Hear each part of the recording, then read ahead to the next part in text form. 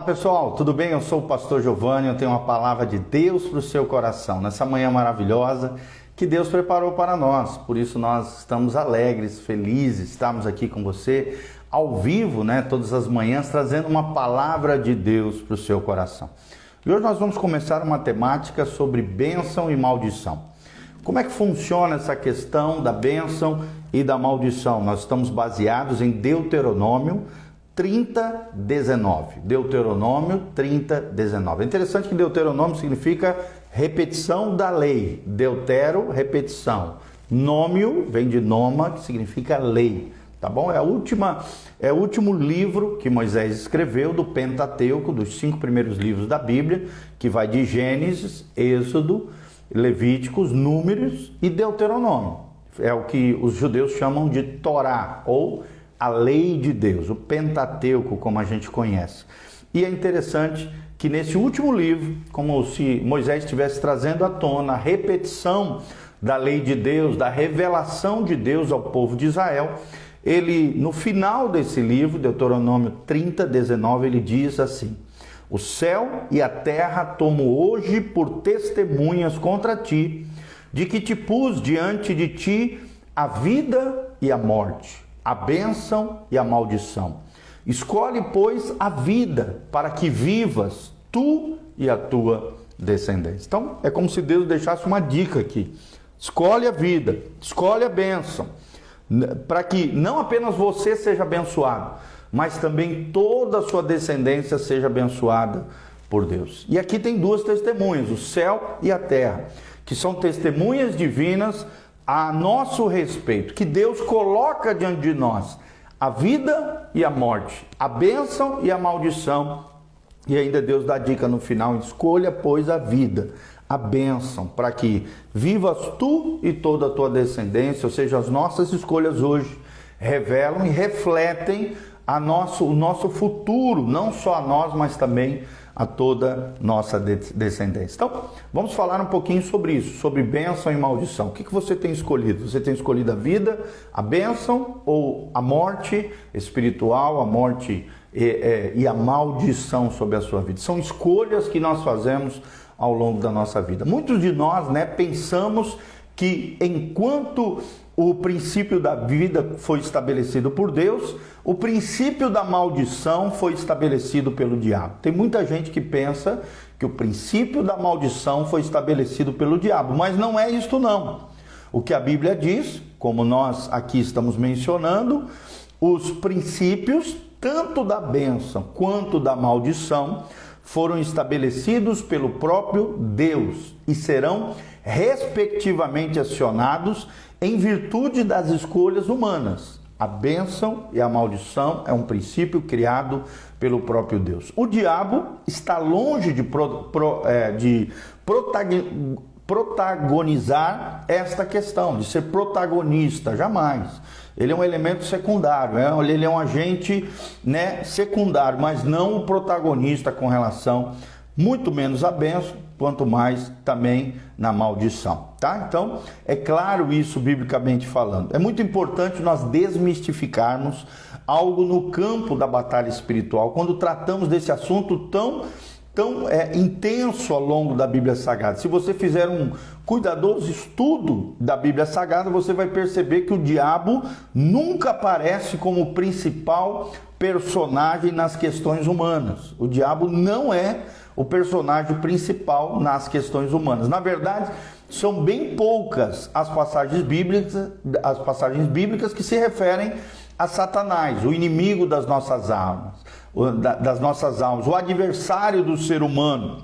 Muito de nós, muito cedo ou mais tarde, acabamos chegando nessa aterradora conclusão: nosso maior inimigo não é Satanás, somos nós mesmos. Fala comigo: nosso maior inimigo somos nós mesmos. Então, as causas da maldição são, na verdade, humanas. E também não é o diabo que fere a terra com maldição, mas é o próprio Deus tratando com a rebelião humana. A grande causa aqui de maldição é a rebelião contra Deus, a rebelião humana contra Deus. O que atrai a maldição?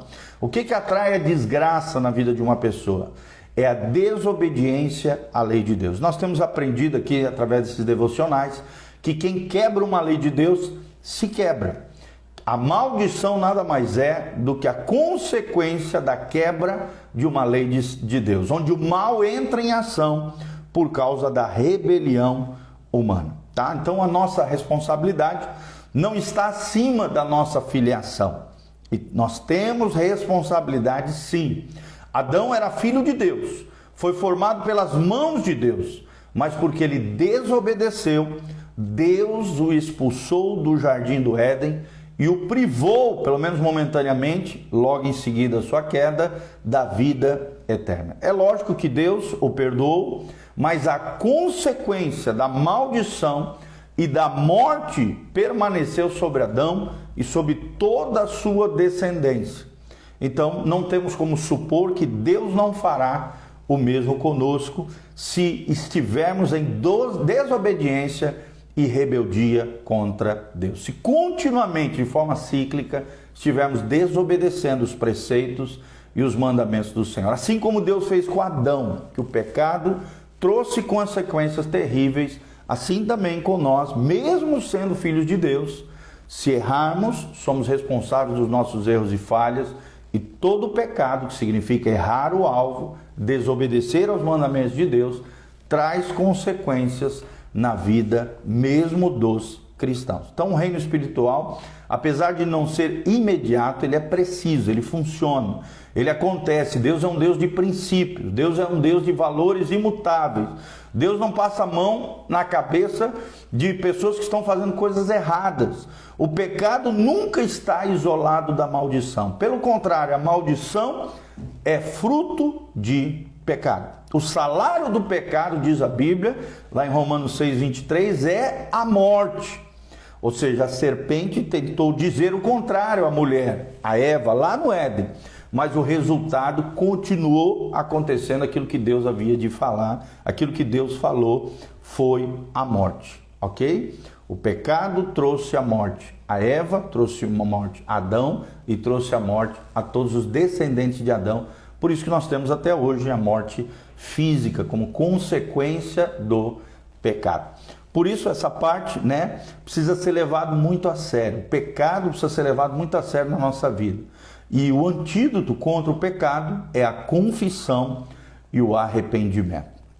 E nós vamos falar daqui em diante, a partir de hoje, vários quadros de perseguição e exploração demoníaca que acontecem na vida das pessoas através de erros e falhas pessoais, cujo responsável não é o diabo, mas sim são seres humanos que desobedecem à lei de Deus, que se rebelam contra os princípios e valores do reino de Deus e, por causa disso, acontecem coisas ruins na sua vida. Primeira causa de maldição na vida das pessoas é a iniquidade dos pais, o que a gente chama de herança familiar.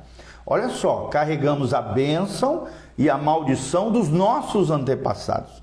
Isso pode parecer estranho, mas é verdade. Pelo fato de lermos a Bíblia, muitas vezes com a nossa cosmovisão ocidental, acabamos ignorando uma das leis extraordinárias da palavra de Deus, que é a lei da herança. Como ocidentais, adotamos muitas vezes uma visão individualista da vida, lembrando sempre que na palavra de Deus, as coisas de Deus, os princípios do Senhor não são apenas individuais, às vezes são coletivos. A lei da herança não exerce um significado relevante no coração e na vida de muitas pessoas. Parece estranho, o pecado de alguém produzir uma consequência nas sucessivas gerações. Mas fomos que nós lemos aqui em Deuteronômio capítulo 30. Isso não se ajusta com o nosso contexto cultural, atual, moderno, individualista, egoísta e materialista. Porém, a cultura não está acima das escrituras sagradas. Quando nós nos deparamos com tantas genealogias existentes na Bíblia Sagrada, podemos avaliar o grau de importância que Israel aprendeu a dar à herança familiar e às suas raízes. Até hoje, se você falar com qualquer judeu realmente praticante, ele tem a sua linhagem, a sua herança familiar, os seus antepassados, até às vezes 1000 anos para trás. É uma coisa impressionante. Uma vez eu estava conversando com o rabino, ele sabia quem eram os seus antepassados até 1000 anos para trás, para te ver como é que os israelitas aprenderam a dar valor à herança familiar e às suas raízes. As raízes de uma pessoa revelam também as raízes dos seus problemas. Vou repetir isso. As raízes de uma pessoa revelam também as raízes dos seus problemas. Raízes, por natureza, ficam enterradas e por isso ficam sempre muito bem escondidas.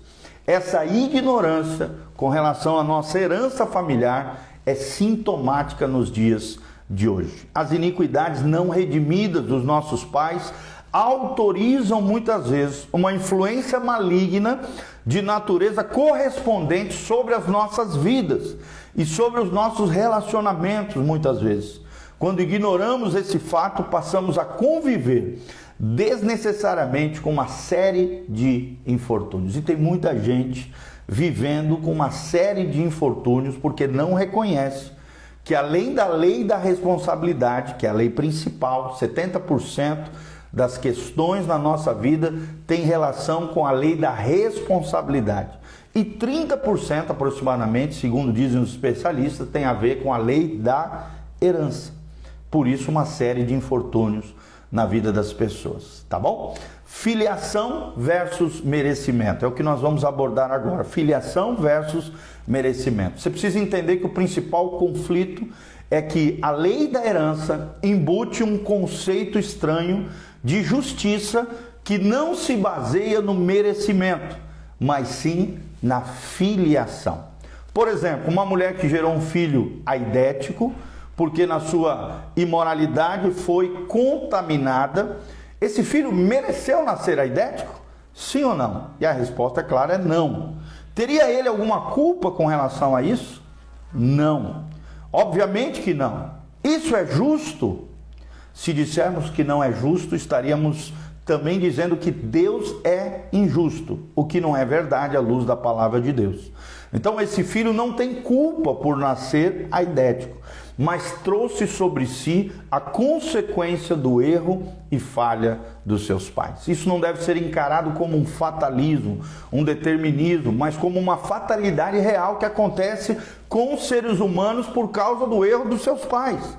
Esse é o poder da lei da herança que nós estamos trazendo para vocês através desse estudo sobre bênção e maldição. De outra sorte, suponhamos que uma pessoa cujos pais foram muito bem-sucedidos na vida acumulou muitos bens e propriedades. Os pais morreram e toda a sua fortuna então passou para o seu filho. Isso é justo? Esse filho fez por merecer tudo isso? É a pergunta que fica no ar. Ele trabalhou conquistando com o suor do seu rosto todo esse patrimônio deixado pelos seus pais? E a resposta é: de forma alguma. Herança é uma questão de filiação e não de merecimento. Eu vou repetir: herança é uma questão de filiação e não de merecimento. Então, o conceito de justiça baseado no merecimento é importante e até fundamental em muitas situações da vida, mas não em todas elas, não em tudo. Essa é uma das maiores lições ensinadas, por exemplo, na parábola do filho pródigo. Mesmo sem merecer, ele teve direito, acesso novamente à sua herança. A herança não está ligada ao merecimento, mas sim à filiação. Vou repetir: a herança não está ligada ao merecimento, mas sim com relação à filiação. Então, da mesma forma, a base do direito à salvação não está vinculada ao merecimento, às obras, aos méritos humanos, mas sim à sua filiação, que acontece mediante a fé que você coloca a sua confiança em Cristo Jesus, o seu Senhor. Jesus abriu mão do direito de ser o unigênito do Pai e através da sua morte, da sua ressurreição, ele se tornou o primogênito entre muitos irmãos, incluindo-nos na família de Deus, fazendo-nos herdeiros de Deus e co-herdeiros com Cristo, é o que diz Romanos 8:17. Olha o que a Bíblia diz: somos herdeiros de Deus, cordeiros com Cristo. Se com ele sofremos, também com ele seremos glorificados. Romanos 8,17. Então, na verdade, graça e misericórdia andam na contramão do merecimento. Graça é receber o bem que não merecemos, e misericórdia é não receber o mal que merecemos. Essa é a justiça da cruz. Vou repetir: graça é receber o bem que não merecemos, e misericórdia é não receber o mal que merecemos. Essa é a justiça da cruz. Se semearmos essa justiça, pela justiça vamos colher dos seus frutos. Porque a Bíblia diz: bem-aventurados misericordiosos, porque serão tratados com misericórdia. É o que diz Mateus capítulo 5, lá no famoso Sermão do Monte. Então, responsabilidade e herança são inseparáveis. Bênção e maldição constituem a essência do princípio da herança espiritual, ou seja, a própria família e descendência estão incluídas.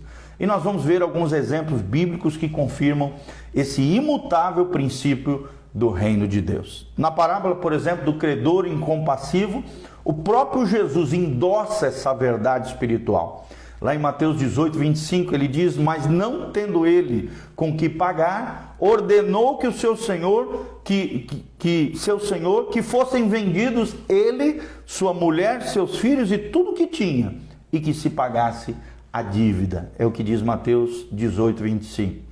Da mesma forma, quando Gease, o servo ali de Eliseu, corrompeu o seu coração, cobiçando a oferta de Naamã, logo em seguida ter recebido um milagre através das mãos do profeta Eliseu, do poder de Deus, através da palavra profética de Eliseu, a Bíblia diz em 2 Reis 5:27, portanto a lepra de Naamã se pegará a ti e a tua descendência para sempre. Então Gease saiu da presença dele leproso, branco como a neve. Por que não apenas ele ficou leproso? A Bíblia deixa claro que ele veria as consequências dos seus pecados na sua descendência. Olha só que responsabilidade, principalmente para nós que somos pais, que responsabilidade tremenda nós temos sobre os nossos ombros. As nossas escolhas, as nossas decisões não afetam só nós. O pecado é de ordem pessoal e intransferível, mas as consequências do pecado afetam não somente a nós, mas eles são coletivos. Afeta todas as pessoas que são ligadas emocionalmente, afetivamente, principalmente por filiação a nós. Também Acã, Acã é outro exemplo da Bíblia que, quando cobiçou e escondeu alguns despojos de batalha, os quais haviam sido amaldiçoados ou interditados por Deus previamente, ele trouxe derrota sobre Israel e morte sobre si mesmo e para todos da sua casa. É o que nós vemos lá em Josué 7, de 1 a 26. Ou seja, as consequências do seu pecado atingiram muitas pessoas inocentes. O seguinte texto esclarece ainda mais a mentalidade judaica acerca da maldição hereditária. Mateus 27, 24 a 25. Ao ver Pilatos que nada conseguia, mas pelo contrário, que o tumulto aumentava, mandando trazer a água, lavou as suas mãos diante da multidão, dizendo: sou inocente do sangue deste homem. E esse homem, a gente sabe, era Jesus. Seja isso lá convosco. Todo o povo respondeu: o seu sangue caia sobre nós e sobre os nossos filhos. Olha só quantas consequências terríveis aconteceram com o povo de Israel, o povo judeu, por causa desta simples frase que foi liberada pelos representantes dos judeus naquela época, dizendo: o seu sangue caia sobre nós e sobre os nossos filhos, porque um inocente foi condenado de forma injusta. Tanto Pilatos, como conhecedor dos preceitos judaicos, como também todo o povo de Israel, tinha uma clara consciência de que a maldição automaticamente se estende à descendência por causa da filiação. Após essa declaração, a maldição invocada tem pesado sobre cada geração do povo judeu. Desde o massacre de Jerusalém, no ano 70 depois de Cristo, através do general Tito, quando ele toma a cidade de Jerusalém, numa revolta ali, relatada por Flávio Joséfo, na revolta dos judeus, onde milhares de judeus foram crucificados e queimados vivos. Até o Holocausto, na Segunda Guerra Mundial, o povo judeu tem sido perseguido, espalhado, assassinado, desprezado, odiado, segregado por todo o mundo conhecido. O próprio Jesus demonstrou esse mesmo raciocínio, estabelecendo um juízo sobre aquela geração. Mateus 23, 35. Para que sobre vós caia todo o sangue justo que foi derramado sobre a terra, desde o sangue de Abel, o justo, até o sangue de Zacarias, filho de Baraquias, que matastes entre o santuário e o altar. Olha só como é importante nós compreendermos esses princípios que nós estamos falando. Por mais que não gostemos dessa ideia de que os nossos pecados exerceram uma consequente maldição sobre a nossa descendência, esta é uma imutável realidade no mundo espiritual. Quer você creia ou não, é uma realidade no mundo espiritual. Olha o que diz Levíticos 26, de 38 a 39. Assim perecereis entre as nações, e a terra dos vossos inimigos vos devorará.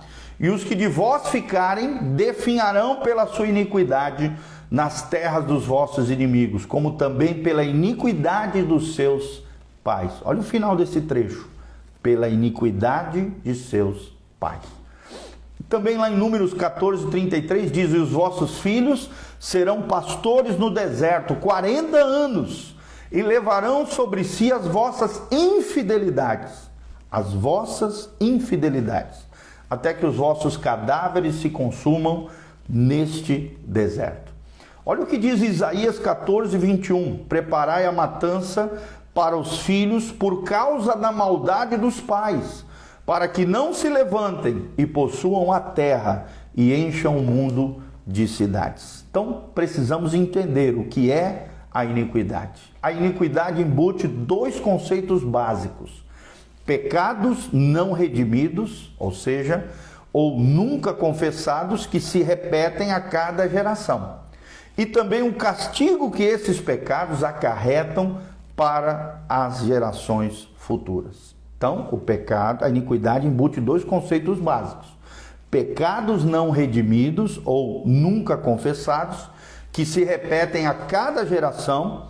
E o segundo conceito, o castigo que esses pecados acarretam para as gerações futuras. Um exemplo clássico, nesse sentido, nos foi dado por Abraão. Talvez você nunca tenha se perguntado por que os filhos de Israel ficaram mais de 300 anos escravos na terra do Egito, sob o domínio de Faraó.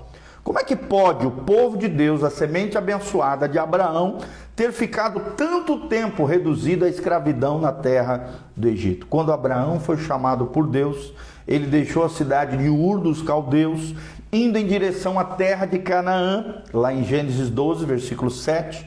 Chegou então em Betel, onde levantou a Deus um altar, descrito lá em Gênesis 12, versículo 8. Depois disso, veio uma grande prova, pois havia fome na terra.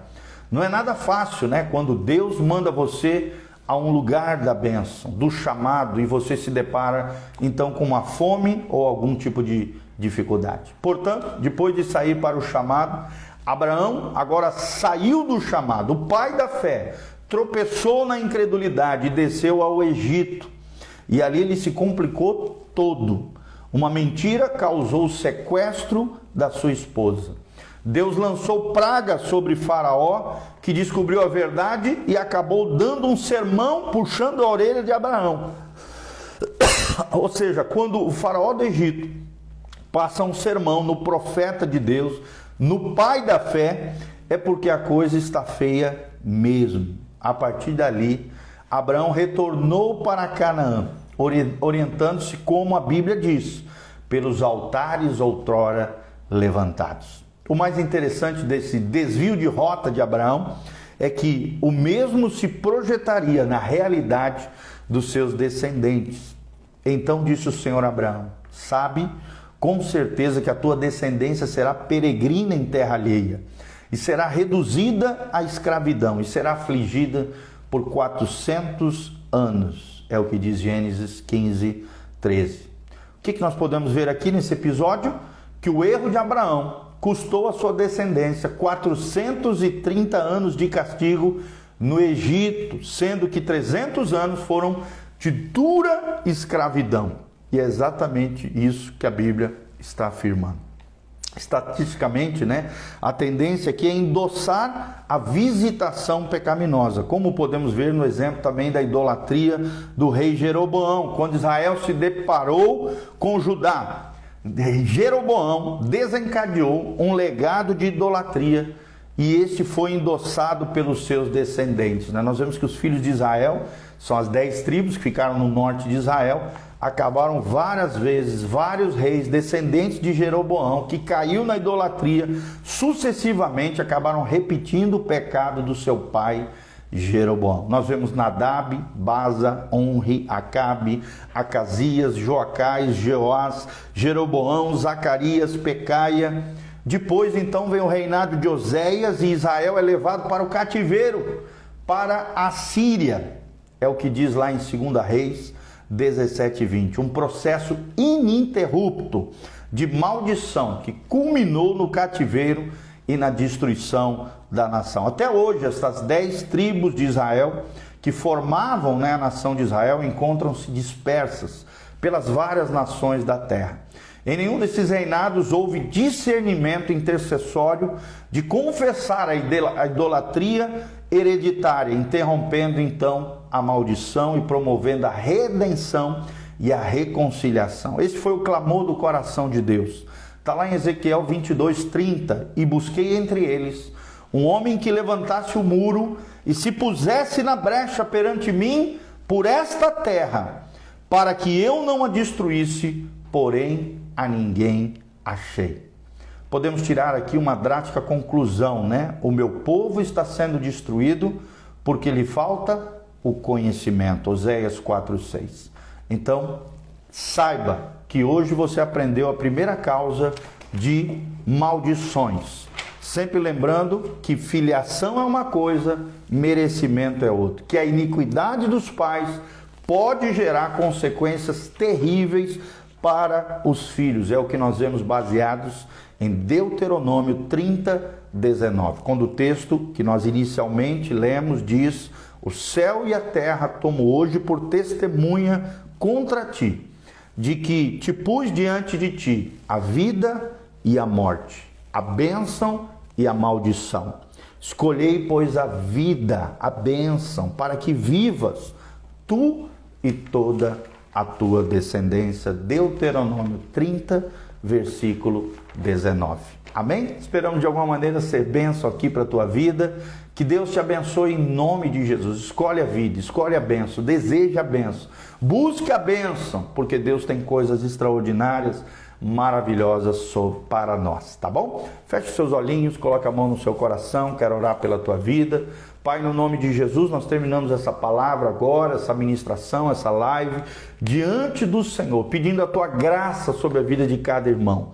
Que os pecados sejam abandonados, que os pecados sejam confessados, que haja arrependimento genuíno nos corações, a fim de que as maldições sejam quebradas, Pai, e as consequências minimizadas diante da confissão, do arrependimento e da reconciliação com o coração de Deus e o alinhamento com o céu, e colocarmos o nosso coração e a nossa vida no prumo do Senhor. Que possamos escolher a vida, que possamos escolher a bênção, que não venhamos a nos rebelar e quebrar mandamentos e princípios eternos que tragam consequências nefastas, terríveis sobre os nossos descendentes, sobre os nossos filhos e filhas. Pelo contrário, Pai, que a bênção esteja sobre nós e que a tua bênção, assim como foi com Abraão, seja derramada sobre os nossos descendentes, sobre os nossos filhos.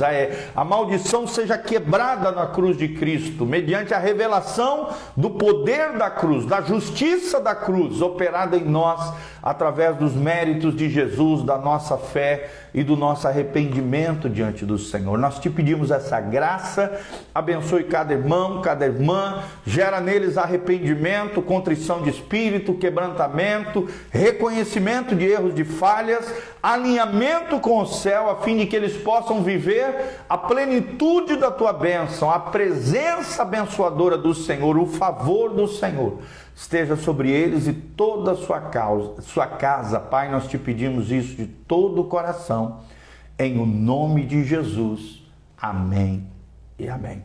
Que Deus abençoe a sua vida, sua casa, sua família, em nome de Jesus. Amém e amém.